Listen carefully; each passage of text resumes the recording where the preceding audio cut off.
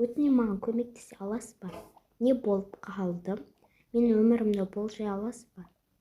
Жарайды. Так, өмір болжау дәрісі. Так. Сіз өмірге қыз әкелесіз, дұрыс па? Дұрыс. Одан кейін сіз күйеуіңізбен больницаға барасыз. Иә, дәл сол. Одан кейін бір қыз, яғни бір ұсқынсыз қыз сіздерге ұрсады.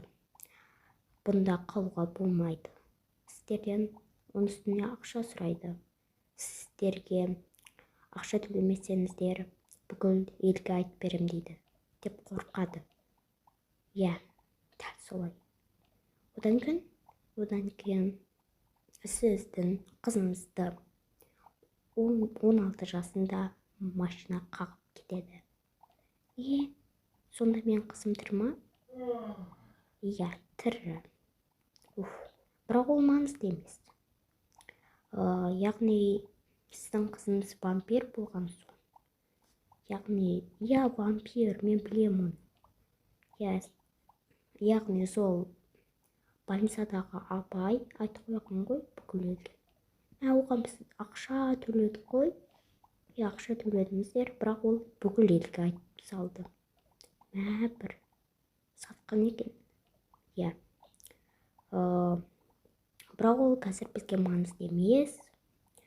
Ол маңыздысы, сіз егер қызыңызға бет-әлпетіңізді бермесеңіз, ол өледі.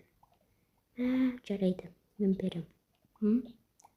Бірақ та, егер вампирлерді больницада тауып алса, больницаны жау керек. Өйткені дау нәрсе болады екен. Яғни вампирлер тез өседі, адамдарды жейді. Зомбилер секілді. Сондықтан да ма? Так, кенше, сіз мұнда жатыңыз. Жарайды. Так.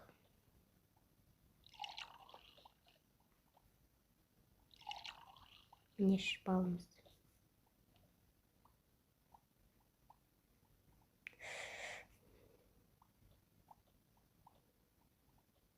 Ішіңіз. Іштім. Болды. Бірақ та сіз өлесіз. Немене? Бірақ кешіріңіз, сау болыңыз. Немене? Жарайды, қызым үшін бәрі. Енді не істесем болады? Дәл осылай болжаған едім.